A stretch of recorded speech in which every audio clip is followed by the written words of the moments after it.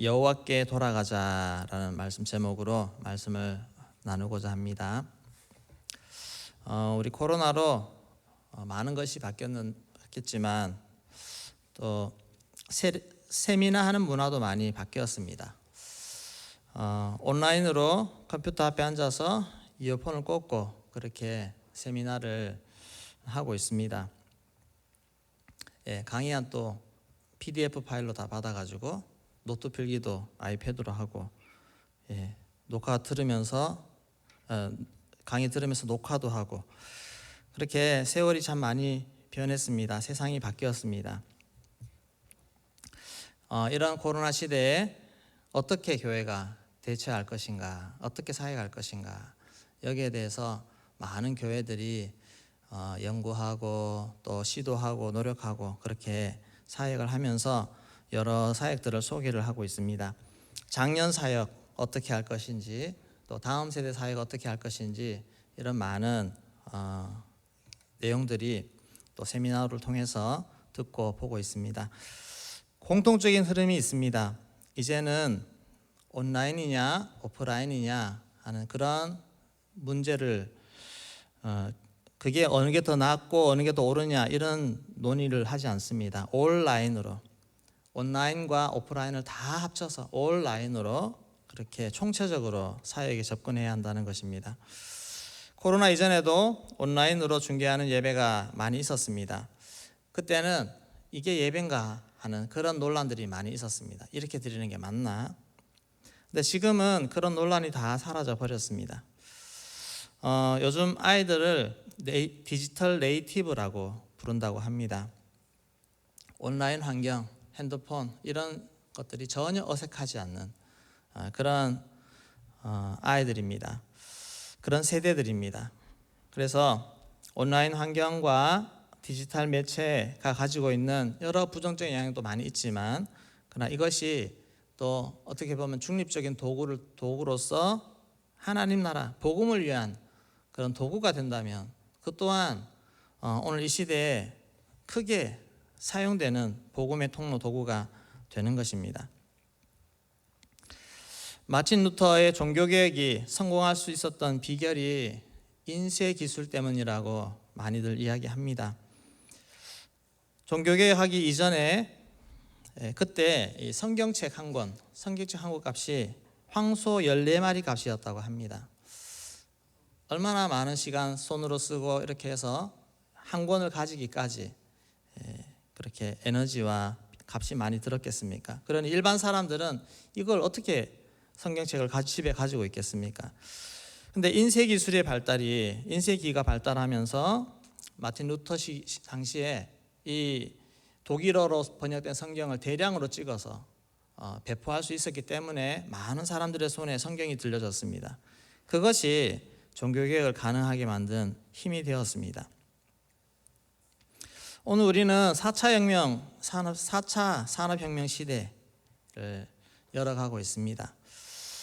교회도 이런 변화를 잘 수용하고 어떻게 나아가야 될지 잘 살펴야 됩니다. 그리고 어떻게 하면 복음의 통로로서 이것을 활용할 것인가 하는 부분을 지속적으로 열어가야 될 것 같습니다.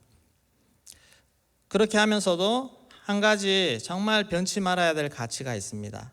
그것은 바로 하나님 말씀, 진리를 잘 고수해 가는 것입니다. 잘 지켜가는 것입니다. 시대가 아무리 발전하고 삶의 형태가 바뀌어도 변해서는 안 되는 것이 바로 하나님의 말씀입니다. 역사적으로 볼 때도 하나님의 말씀이 왜곡되고 타협이 될 때, 그럴 때 그 나라가 쇠퇴하는 것을 봅니다. 오늘날 우리 민족과 또 우리 교회의 흥망성쇠가 어디에 달려 있는가? 바로 하나님의 말씀을 얼마나 잘 지키느냐, 그 말씀 따라서 잘 살아가느냐, 거기에 달려 있습니다. 시대가 변해가는 방향이 형태가 두 가지가 있습니다. 기존의 것을 잘 유지하면서 그 안에서 더 새롭게 다시 본질로 돌아가는 그런 개혁의 방향이 있습니다. 또 하나는 기존의 것을 다 허물어버리고 새로운 것을 세우고자 하는 것입니다. 이것을 혁명이라고 합니다. 기존 것은 다 무시하고 다 파괴하고 새로운 것을 세우고자 하는 것입니다. 산업혁명을 산업혁명이라고 부르는 것은 산업의 기반이 되는 그 자체가 완전히 바뀌어버렸기 때문에 혁명이라고 얘기합니다. 군주제가 공화정으로 바뀌는 것을 정치혁명이라고 말할 수가 있습니다. 또 이런 군주제 자본주의가 공산주의로 바뀌는 것을 공산혁명이라고 얘기합니다. 완전히 바뀌어 버리는 것입니다. 근데 과거 공산혁명을 한 나라의 모든 나라는 그 공산혁명이라고 하는 말 앞에 모든 것을 바꿔버리는 것이 됩니다. 기존에 가지고 있던 정말 진리, 그 하나님 앞에 중심된 말씀까지도 다 부정하고 파괴하고 새로운 것을 세우려고 합니다. 그래서 이것이 무서운 이유입니다. 하나님의 말씀을 기초로 한 것까지 다 부정해버리기 때문에 그 이후로 나타나는 결과들을 보면 우리가 알 수가 있습니다.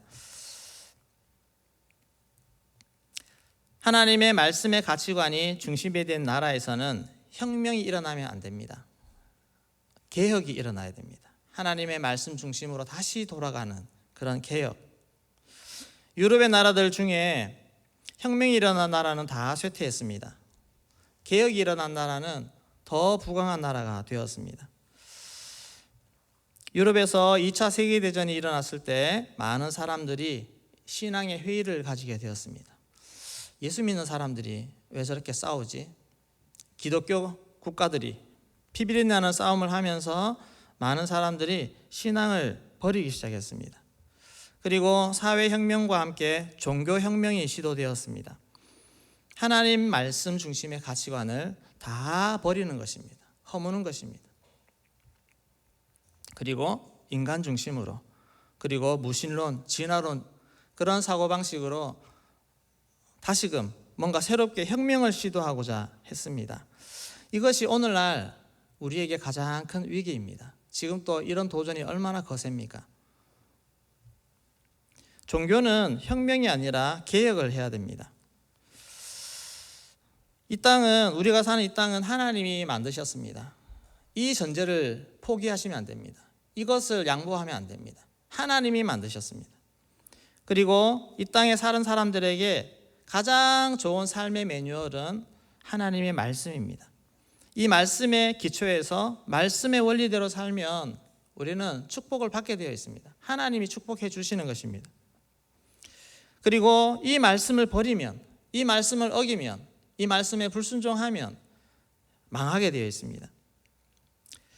신명기는 이스라엘 백성들이 아직 가나안 땅에 들어가기도 전에 하나님의 말씀 앞에서 다시금 너희들이 어떻게 살아야 될까, 어떻게 살아야 될 것인가를 확인받는 그 말씀입니다. 그런데 모세는 이미 이 사람들의 속성을 잘 알기 때문에 너희가 나중에 하나님을 떠나게 될 텐데, 그러면 너희 다른 나라의 포로로 잡혀가고 참 어려운 일을 겪게 될 것이야 라고 예언을 합니다. 근데 그때 어떻게 해야 될까? 그렇게 된 상황에서도 너희가 돌아올 수 있는 길, 회복될 수 있는 길이 있는데, 그것은 다시 말씀으로 돌아가는 거야. 하나님께로 돌아오는 거야. 그러면 돼. 그러면 다 회복할 수 있어. 그것을 당부하는 것입니다. 오늘 말씀 중에 8절, 9절 다시 한번 읽어보도록 하겠습니다. 너는 돌아와 다시 여호와의 말씀을 청종하고 내가 오늘 내게 명령하는 그 모든 명령을 행할 것이라. 내가 내 하나님 여호와의 말씀을 청종하여 이 율법책에 기록된 그의 명령과 규례를 지키고 내 마음을 다하며 뜻을 다하여 여호와 내 하나님께 돌아오면 내 하나님 여호와께서 내 손으로 하는 모든 일과 내 몸의 소생과 내 가축의 새끼와 내 토지 소산을 많게 하시고 내게 복을 주시되 곧 여호와께서 내 조상들을 기뻐하신 것과 같이 너를 다시 기뻐하사 내게 복을 주시리라. 네. 여호와께 돌아와라. 말씀을 청종하라. 그 명령을 지키라. 하나님께 돌아오면 하나님이 너희를 기뻐하시리라. 기뻐하시고 너희 조상들보다도 더 사랑하시고 축복해 주시겠다고 그렇게 약속을 해 주십니다. 근데 이스라엘 백성들이 이것을 귀담아 듣지 않았습니다. 자기 욕심대로 마음대로 그렇게 살았습니다. 그리고 나서 얼마나 많은 세월을 고생하며 하나님의 징계 아래서 그렇게 살았습니까? 사사시대가 그런 시대 아닙니까? 근데 이 사사시대를 끝내는 것이 말씀의 사람이 나와서 그 사사시대를 끝냅니다. 사무엘이 등장해서 사무엘이 그 백성들에게 이야기합니다. 우리 사무엘상 7장 3절 말씀 같이 읽겠습니다. 사무엘이 이스라엘 온 족속에게 말하여 이르되 만일 너희가 전심으로 여호와께 돌아오려거든 이방 신들과 아스타롯을 너희 중에서 제거하고 너희 마음을 여호와께로 향하여 그만을 섬기라. 그리하면 너희를 블레셋 사람의 손에서 건져내시리라. 네, 전심으로 여호와께 돌아오려거든. 그러니까 완전히 그냥 퐁당퐁당 돌아왔다가 다시 가고 돌아왔다 다시 가고 그러지 말고, 사사시대는 그렇잖아요. 한번 야단 매 맞으면 돌아왔다가 또 가고 이게 아니고 전심으로 여호와께 돌아오라고 합니다. 전심으로 완전히 100%. 그러려면 너희 가지고 있는 이방 우상들 다 버려라. 완전히 삶까지 다 청산하고 버려라. 그렇게 되면 하나님이 새롭게 열어주시겠다고 하는 것입니다. 북이스라엘이 그렇게 이스라엘이 그렇게 한참 동안 회복이 되었다가 나중에 또 어긋난 길로 갑니다. 그래서 북이스라엘이 망하고 남유다마저 망해가는 이 역사상 유다의 가장 마지막 시점, 예레미야 선지자가 그들에게 또 말합니다. 그때라도 하나님이 이제 몽둥이를 들고 너 정말 말 안 들으면 이제 끝장을 낼 거야 라고 하는 그 상황 속에서도 하나님은 예레미야 선지자를 보내서 돌아오라, 그러면 내가 용서해 주겠다, 그렇게 말하는 것입니다. 예레미야 25장 5절 말씀 같이 읽겠습니다. 그가 이르시기를 너희는 각자의 악한 길과 악행을 버리고 돌아오라. 그리하면 나 여호와가 너희와 너희 조상들에게 영원부터 영원까지 준 그 땅에 살리라. 하나님의 사랑이 얼마나 느껴집니까? 그렇게 매를 들고 때린다고 하면서도 너 지금이라도 돌아오면 내가 용서해 주마, 회복시켜 주마, 그렇게 말씀하시는 것이 하나님 아버지의 마음입니다. 여러분, 우리는 언제든 기회가 있습니다. 언제든 내 마음을 돌이키면 하나님 앞에 나아가서 모든 것을 회복할 수 있는 기회가 있다는 것을 기억하십시오. 그리고 하나님 앞에 전심으로 돌아가야 됩니다. 전적으로. 우리의 삶이 그냥 소소하게 문제가 없다고 그냥 넘어가십니까? 그러나 하나님의 큰 축복, 하나님의 큰 은혜, 하나님의 큰 능력이 내게 주어지지 않을 때 여러분 무엇인가 하나님 앞에 100% 드리지 못한 문제들이 있습니다. 그것을 살피십시오. 야곱은 하나님 앞에서 하나님의 이 약속을 이어가는 그런 약속의 사람이었지만, 그러나 그의 인생에 많은 불화와 많은 고생과 많은 것들이 있었습니다. 왜 그렇습니까? 전적으로 하나님을 붙잡지 않았기 때문에 그렇습니다. 그러나 야곱의 귀한 것은 그런 인생의 어려움이 있을 때마다 하나님께로 나아갔습니다. 그리고 다시 여호와께로 그렇게 나아가는 모습을 통해서 야곱이 위기를 극복할 수 있었고 하나님의 은혜와 축복을 받아낼 수 있었습니다. 에서와의 불화, 생명의 위협 앞에 놓였을 때 그는 하나님 앞에 나아갔습니다. 씨름했습니다. 그렇게 위기를 극복했습니다. 그것을 이겨내고 다시 길을 갈 때 마음의 안주가 찾아왔습니다. 세겜 땅에서 한참 동안 머무르며 세상의 것을 이렇게 누리며 쉬고 있을 때 큰 위기가 또 찾아오지 않습니까? 세겜의 아들이 딸을 강간하는 사건이 일어났을 때 그때 야곱은 또 정신 차립니다. 이래가 안 되겠다. 이래 가지고는 안 되겠다. 식구들을 다 데리고 베델로 올라가지 않습니까? 다시 여호와께로 베델로 올라가자, 그런 마음을 가지고 또 우상을 버리고 또 새롭게 하는 작업을 하는 것입니다. 그렇게 우리 인생에서 새롭게 하는 작업들을 통해서 하나님 앞에 더 가까이 주의 축복 가운데로, 하나님 주신 기업 가운데로 더 나아가게 될 줄로 믿습니다. 여러분, 우리의 마음을 항상 돌아보고 계십니까? 나의 삶에서 내가 하나님을 향한 중심에서 벗어난 것이 없는지, 또 내 삶 가운데 나도 모르게 허용한 죄악의 삶이 없는지, 우상의 영역이 없는지, 이것들을 항상 돌아보십시오. 그리고 다시 여호와께로, 다시 하나님께로, 다시 말씀에게로 그렇게 나아갈 때 하나님이 우리의 삶을 축복하실 줄로 믿습니다. 우리의 삶을 통해서 이 시대가 아무리 바뀌어도 시대의 흐름 속에서 시대를 이용할 수 있는 사람이 됩니다. 이렇게 많은 정보와 이런 상황들 속에서 우리는 온라인, 오프라인 다 동원해서 영혼을 구원하는 그런 정말 시대에 하나님의 역사를 이루어가는 그런 교회와 우리 성도님이 될 줄로 믿습니다. 그렇게 적극적으로 나아가는 것입니다. 어떤 상황에서도 어떻게 하면 한 영혼을 더 세울 수 있을까, 이것을 고민하고 그렇게 달려가는 우리 대형교회가 되기를 소망합니다.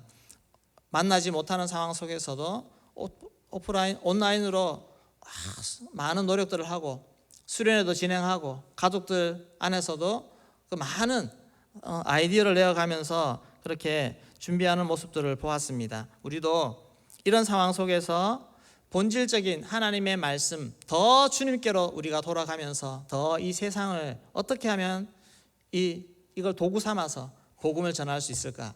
여기에 우리가 최선을 다해서 성결한 자가 세상의 도구를 붙잡고 하나님의 일들을 계속 이어갈 수 있는 그런 우리 대형교회가 되기를 소망합니다. 여러분, 더 은혜 가운데 나아가십시오. 오프라인 상황, 온라인 상황 속에서 예배하는 상황 속에서 내 마음 좀 느슨해집니까? 그대로 두시면 안 됩니다. 다시 일으켜 세워야 됩니다. 다시 내 마음이 은혜로 불붙고 말씀을 향한 사모하는 마음이 있고 성령과 소통됨이 있고 이것을 회복해야 됩니다. 끊임없이. 그렇게 할 때 하나님이 우리를 축복하시고 은혜와 능력의 통로로 사용하실 줄로 믿습니다. 이 은혜가 우리 각 가정마다 흘러가기를 소망합니다. 이 은혜가 우리 대형교회를 통해서 더 온 영역 가운데로 복음의 통로로 흘러갈 수 있는 은혜가 있기를 주의 이름으로 축원합니다. 우리 바로 기도하겠습니다.